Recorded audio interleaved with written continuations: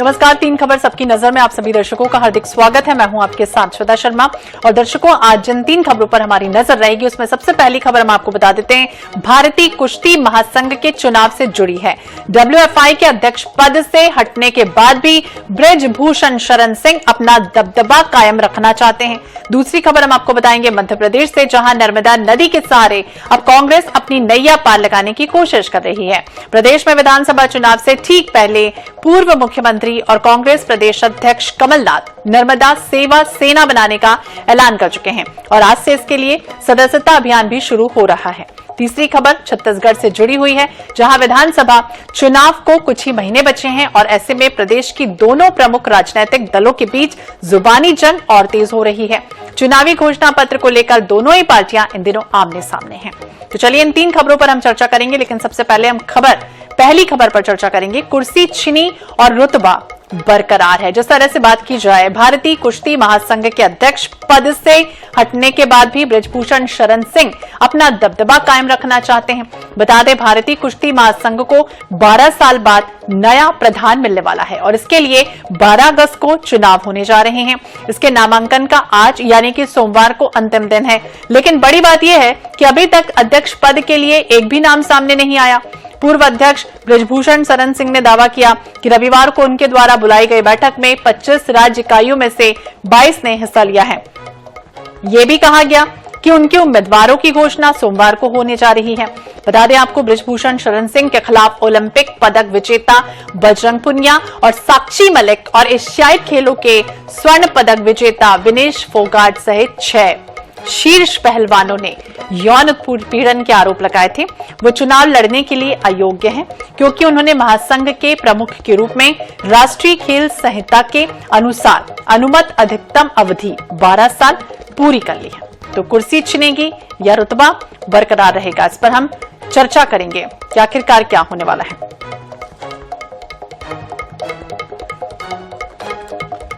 राष्ट्रीय प्रवक्ता बीजेपी के मुकेश त्यागी जी हमारे साथ जुड़ गए हैं। मुकेश जी, बहुत बहुत स्वागत है आपका INS 24/7 पर। और जिस तरह से बात करें, बृजभूषण शरण सिंह की मुश्किलें क्या बढ़ती हुई नजर आएंगी? क्या रुतबा बरकरार रहेगा? अध्यक्ष पद के लिए एक भी नाम सामने नहीं आया, क्या कहेंगे इस लेकर आप?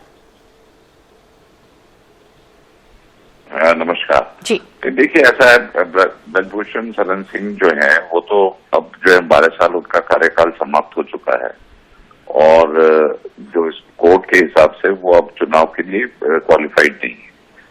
और जहां तक हमारे खेल मंत्री श्री अनुराग ठाकुर जी ने बिल्कुल सार्वजनिक रूप से ये डिक्लेयर किया है कि इनके किसी भी रिश्तेदार को या इनके पुत्र को या इनके सन इन लॉ को कहीं चुनाव लड़ने की अनुमति नहीं होगी। तो ये एक बहुत ही निष्पक्ष चुनाव होगा जिसमें किसी भी प्रकार का इंटरफेरेंस नहीं होगा। चुनाव अपने स्वच्छंद रूप से इलेक्ट करेगा और जो भी उसके लिए इलेक्शन होगा तो 12 अगस्त को पता लगेगा। लेकिन अभी तक नामांकन नहीं आया, उसका क्या वजह है, मैं इसके बारे में मुझे अभी पूरी जानकारी नहीं है। हाँ, मुझे ये मालूम है कि उन्होंने 25 यूनिट में से 22 यूनिट की मीटिंग रखी थी अभी और शायद आज भी वो मीटिंग रख रहे हैं और इसके हिसाब से हो सकता है प्रतिद्वंदी लोग आज जब मंडे खत्म, मैं समझता हूँ 5 बजे तक नामांकन की प्रक्रिया जारी रहेगी, तो उस तब तक हो सकता है कुछ नाम आ जाए और एक अच्छे चयन का हम उम्मीद लगा रहे हैं कि 12 अगस्त को एक अच्छे हमको इसमें लीडरशिप मिलेगी।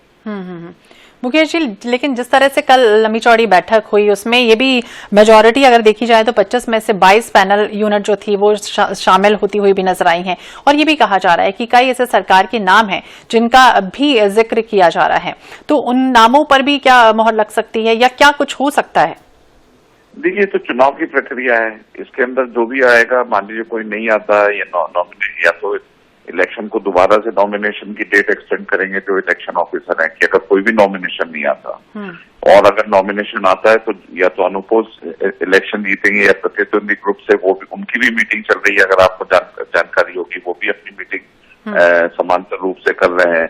तो हो सकता है आखिर तक नाम आज आ जाए और उसमें जो, देखिए ऐसा है, भारतीय जनता पार्टी का बहुत स्टैंड क्लियर है कि न हम किसी को सपोर्ट कर रहे हैं, हम ये चाहते हैं कि हमारा जो स्पोर्ट्स है वो विश्व स्तर पर हमारे स्पोर्ट्समैन आगे बढ़े, उनको उस प्रकार की ट्रेनिंग मिले, उस प्रकार की उनको लीडरशिप मिले, ताकि उनके जो स्पोर्ट्स परफॉर्मेंस है उसमें कहीं कोई कॉम्प्रोमाइज नहीं होना चाहिए। तो ये भारतीय जनता पार्टी का बिल्कुल क्लियर, इसमें कहीं कोई कॉम्प्रोमाइज नहीं है। और जिस प्रकार से हमारे खेल मंत्री जो है खुद ही बहुत युवा है और उनके खेल के प्रति उनकी जो रुचि है तो वो तो जग जाहिर है। तो ये मैं समझता हूँ कि इसको किसी प्रकार का सियासी दामन ना पहनाया जाए। और जो नॉर्मल प्रक्रिया है, ये तो चुनाव की प्रक्रिया है, इसमें हम ज्यादा टीका टिप्पणी कर नहीं सकते।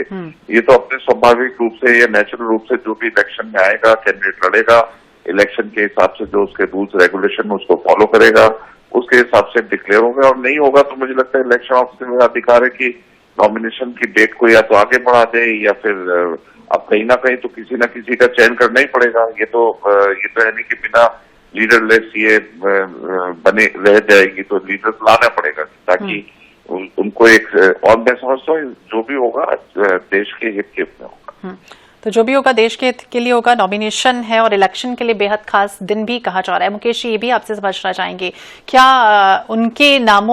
उनके हिसाब से कोई ऐसा उम्मीदवार आ सकता है? और बृजभूषण सिंह की अगर हम बात करें तो इतना अपमान भी हो चुका है, क्या लग रहा है आखिरकार इस कुर्सी में ऐसा क्या है? क्या पद का लोभ है या क्या ऐसी मंशा है इसके पीछे? अब ये तो देखिए व्यक्तिगत महत्वाकांक्षी लोग होते हैं, लेकिन मैं समझता नहीं हूँ कि इसमें पद का लोभ होना चाहिए। इसमें सिर्फ लोभ एक ही होना चाहिए कि किस प्रकार से हमारे जो खिलाड़ी हैं उनका परफॉर्मेंस हमारे पूरे, क्योंकि आप वहां पर परफॉर्मेंस दिखती है, वहां पे कोई पॉलिटिक्स नहीं दिखती। आपको कैसा तैयार किया गया, आपको किस प्रकार की ट्रेनिंग के तमाम मॉडर्न इक्विपमेंट दिए गए ताकि आपको कहीं आपकी परफॉर्मेंस पर कहीं इम्पैक्ट ना आए। तो हमारा तो जो एक केंद्र बिंदु है परफॉर्मेंस परफॉर्मेंस परफॉर्मेंस, और उसमें हम कोई पॉलिटिक्स ना पसंद करेंगे। और कोई पॉलिटिक्स करना चाहता हो, देखिए बहुत सारे लोग पॉलिटिक्स करने में लगे हुए हैं। अब मैं आपको अब परोक्ष रूप से नहीं बता सकता हूँ, लेकिन कांग्रेस के खेमे में खबर आ रही है कि हुड्डा जी के वो भी चाह रहे हैं कि मैं इसमें अपना वर्चस्व जमाऊं। तो ये तो देखिए राजनीति इसमें घुस चुकी है और दूसरे खेमे से भी लोग बिल्कुल। कौन से नामों का ऐलान होगा, वो कौन कौन से नाम होंगे जिन पे पर्दा उठेगा? बहुत बहुत शुक्रिया मुकेश जी बातचीत करने के लिए। तो कुर्सी छीनी और रुतबा बरकरार। इसलिए बात करेंगे दूसरी खबर मध्य प्रदेश से जुड़ी हुई है। कांग्रेस की नर्मदा सेवा सेना शुरू होने जा रही है। मध्य प्रदेश की जीवन रेखा माने जाने वाली नर्मदा नदी के सहारे अब कांग्रेस अपनी नैया पार लगाने की कोशिश कर रही है। प्रदेश में विधानसभा चुनाव से ठीक पहले पूर्व मुख्यमंत्री और कांग्रेस प्रदेश अध्यक्ष कमलनाथ नर्मदा सेवा सेना बनाने का ऐलान कर चुके हैं और आज नर्मदापुरम से मां नर्मदा की आरती कर नर्मदा सेवा सेना अभियान की शुरुआत होगी। नर्मदा किनारे कस्बों और गांव में रहने वाला कोई भी व्यक्ति इस अभियान में शामिल हो सकता है।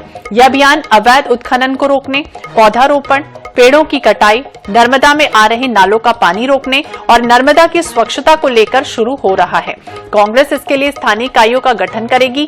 कवियों, लेखकों और चिंतकों को इस अभियान से जोड़ने के साथ जन संगठनों से भी सहायता ली जाएगी। पीसीसी चीफ कमलनाथ का ये कहना है कि जहां जहां से नर्मदा गुजरती है उन 28 जगहों पर हस्ताक्षर अभियान चलाया जाएगा।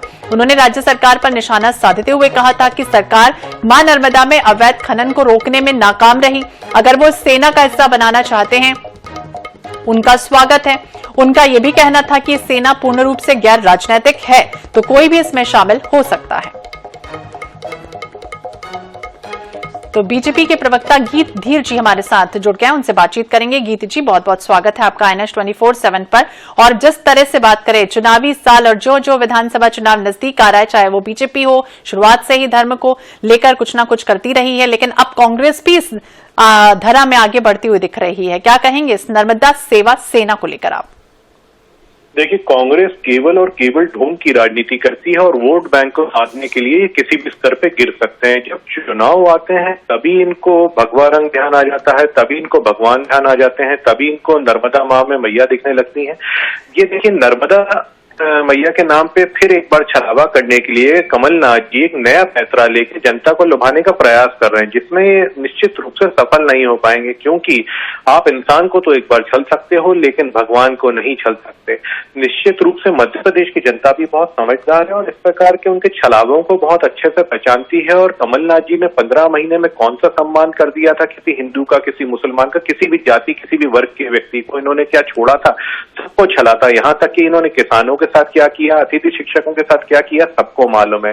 जहां तक की बात आ रही है नर्मदा मैया के संरक्षण की, तो इन्होंने क्या कभी पेड़ों को बचाने के लिए कोई पहल पहले करी?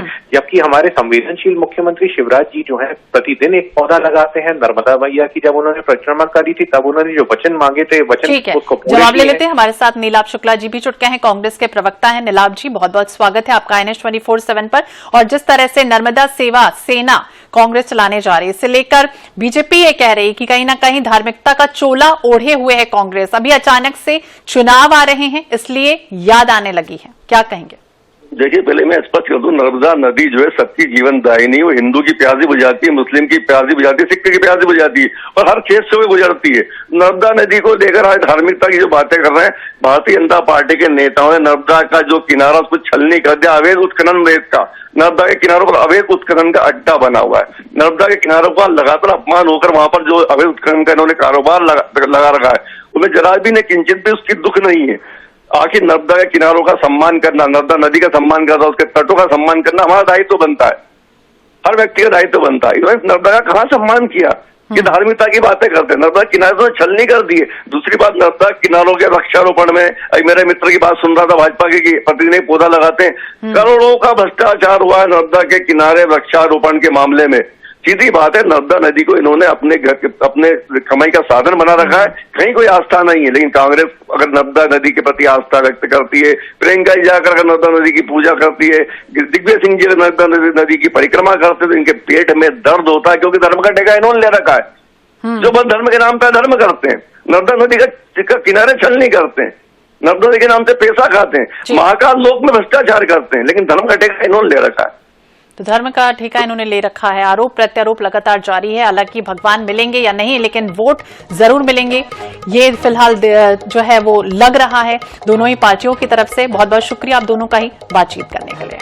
और चलिए, कांग्रेस की नर्मदा सेवा सेना के बाद बात करते हैं छत्तीसगढ़ की, जहां पुरानी घोषणा और नई सियासत शुरू हो चुकी है।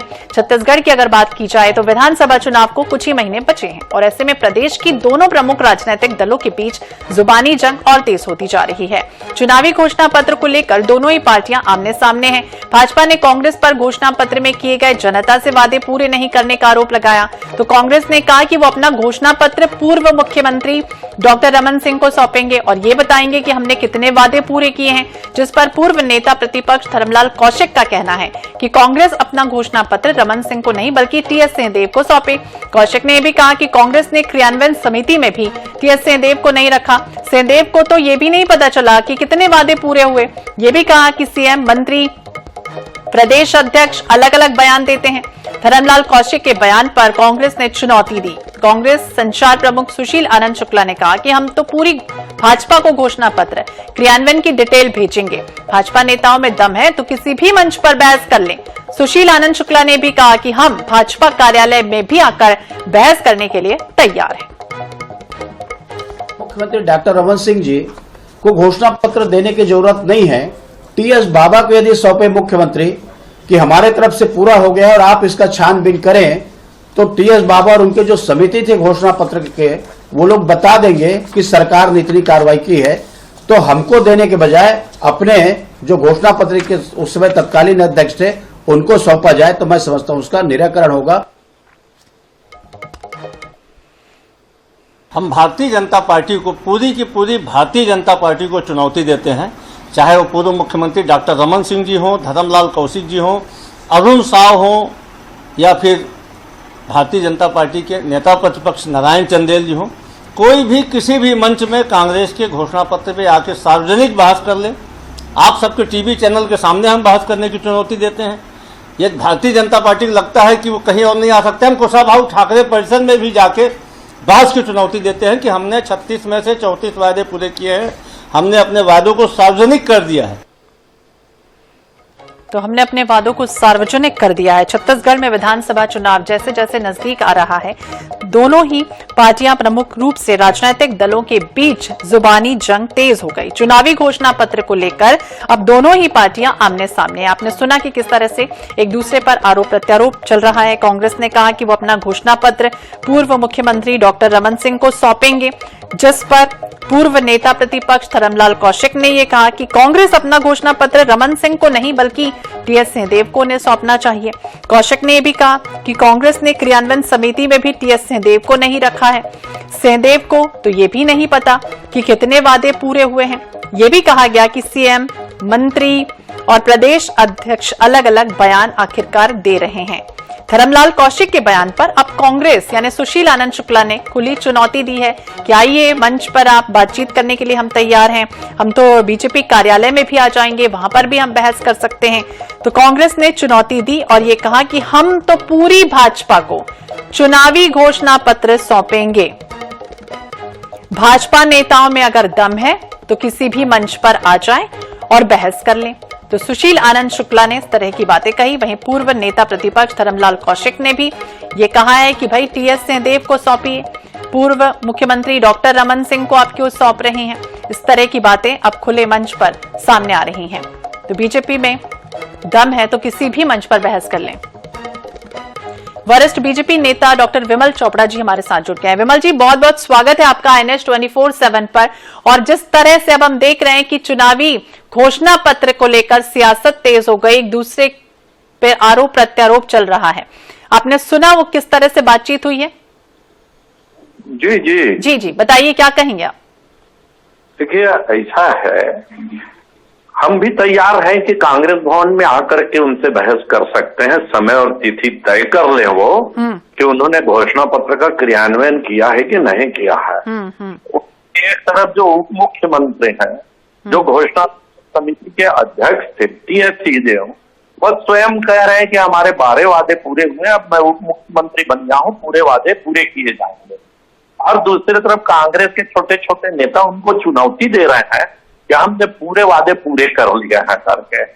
यह कांग्रेस पहले अपने झगड़े को सुलझा ले, उसके बाद दूसरे को चुनौती दे।